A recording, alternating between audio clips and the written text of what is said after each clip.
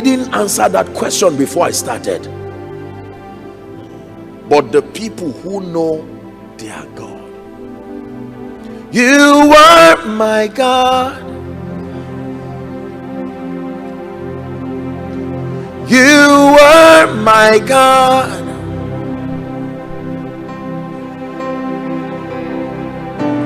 How can I call on your name and end up in shame?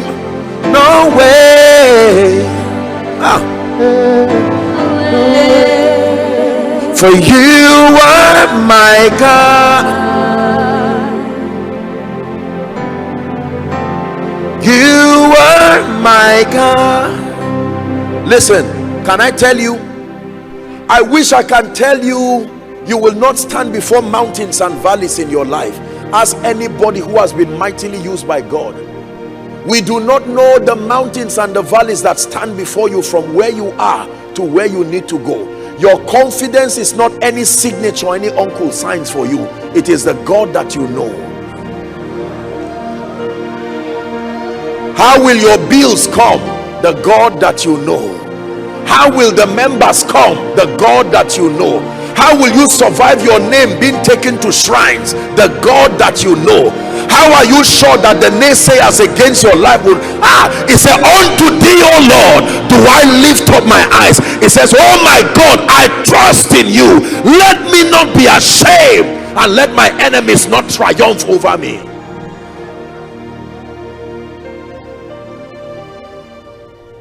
Listen very carefully. God is speaking to you tonight.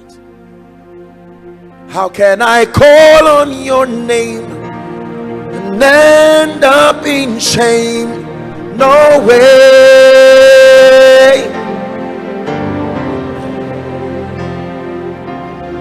How can I bow down before you and then bow down before a man? No way. Because you are my God. Shalabaka sobrandege lakatosia. You are my God. Can I tell you, every great man you see today, nobody gave them any guarantee. Don't you think somebody said, come, I will give you land? Don't you think somebody said, come, I will give you members? We live in a generation of people who do not know God, clamoring for guarantees. Can you stand by me as I start ministry? There are people who enter the campus carrying only one box. Where their school fees of the next session will come from, they did not know. Blind faith, obedience.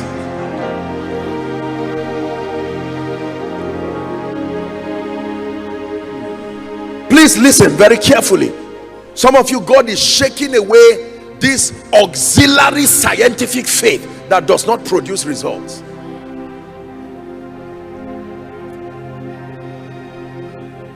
Please sit down.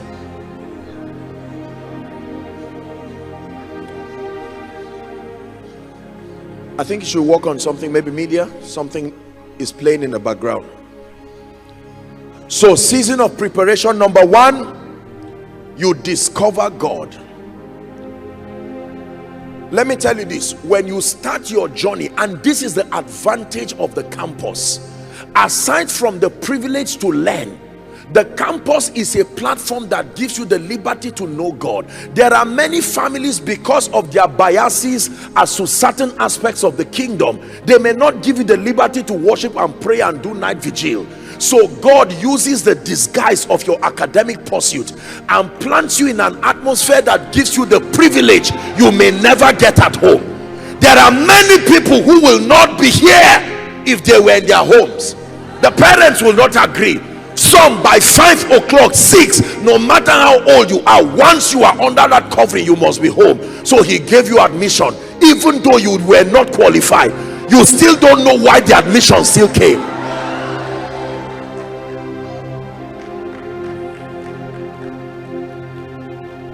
It is a time to know God. Unfortunately, the devil too is waiting for you at the gate of the campus.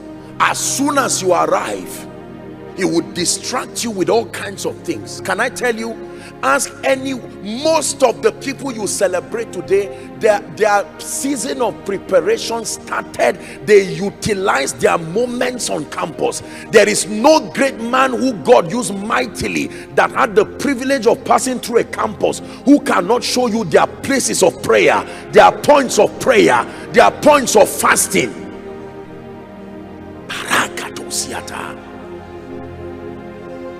Moments where you prayed, moments where you fasted, no money but you fasted, or you carried everything and gave it away, and it will look as if you are irresponsible. Let me tell you the truth, our love for God was vetted by the purity of our pursuit. When I started working with God, I never knew that they used to give a man of God honorarium, that you preach and you count 10 naira.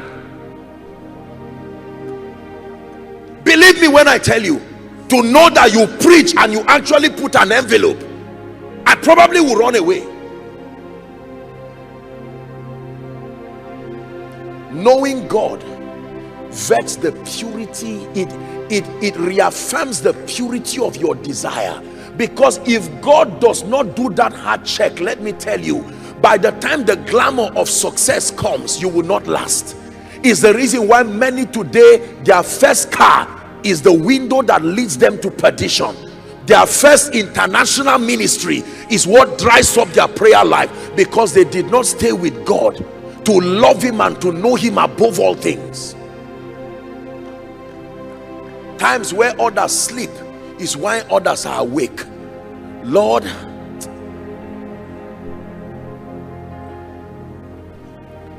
my beloved is the most beautiful among thousands and thousands.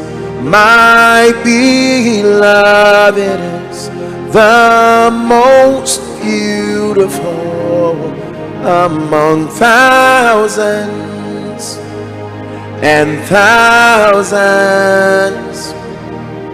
Yeshua,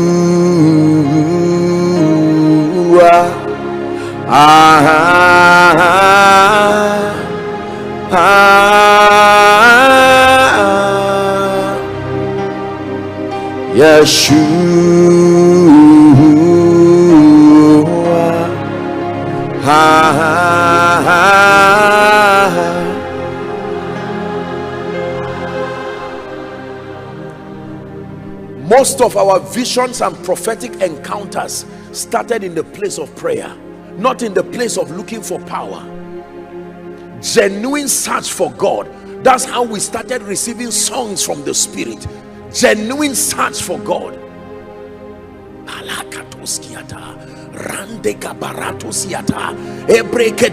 Help them please. Genuine power forged by the fires of his presence. No TV, no radio, no nothing, no phones, but God. In the beginning, God. For someone, God is saying, I'm still waiting for you where you left me. You started with me, but your first invitation, they gave you an opportunity and you left me, and you believe you are doing ministry. He said, in the year that King Uzziah died, something must die for you to see God. Your pride must die, your ambition must die. When you come to him, he takes away that which is alive in you, and he becomes your only life. In the year King Uzziah died, I saw the Lord. In the year my pride died, in the year my lust died, in the year flesh died, I saw the Lord.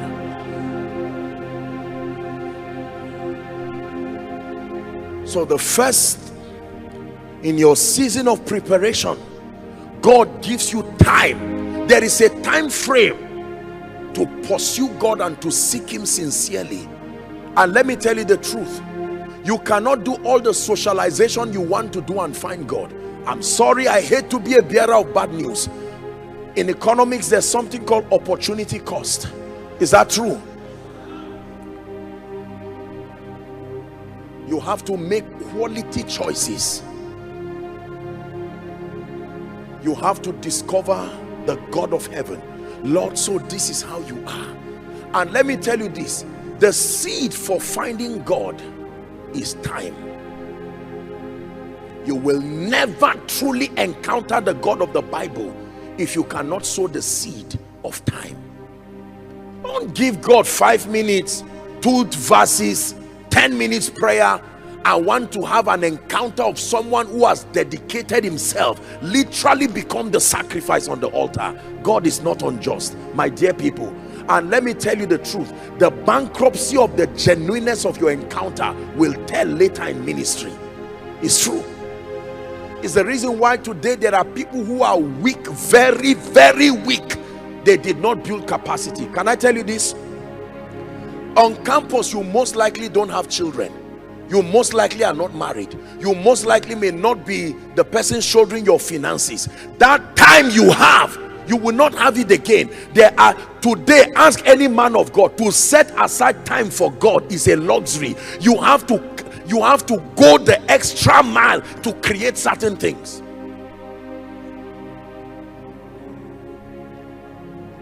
He said, eat, for the journey is far. For someone, this is a word for you.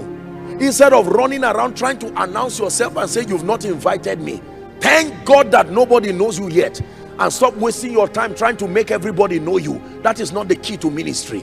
Just because you have advantage of internet and YouTube, you can shout your name and be surprised. If God does not say hear ye him, you will waste your time. You see, this generation needs help. We need to redefine our priorities, because we are used to celebrity living. All I need to do is just conjure something, let people just know I'm there, and that's it. No. When the devil finds out that you are determined to destroy yourself, he will be the one to open the door for you, because it is knowing God that will help you to know which door is anointed and which door is not anointed, even if it is opened. Let's hurry up because of time. Number 2,